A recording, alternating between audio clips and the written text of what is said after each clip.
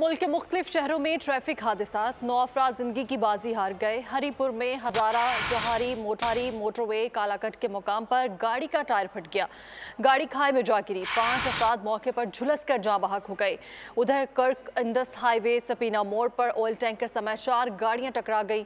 खातून और बच्चों समेत 4 अफराद दम तोड़ गए, 7 जख्मी हुए। हादसे में एम्बुलेंस, मिनी ट्रक और कार टकराए।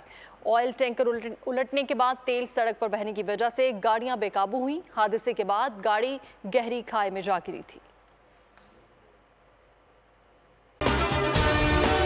अगर आपको हमारी ये वीडियो पसंद आई है तो हमारे चैनल को सब्सक्राइब करें और बेल आइकन पर क्लिक करें। तारीख का अमीर,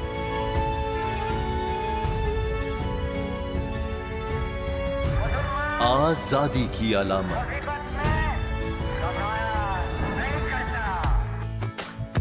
हुस्न का आईनादार, फिक्रो नजरिए की अक्कास, सरफराजी का गवाह, यानी हम सबका निगहबान पाकिस्तान।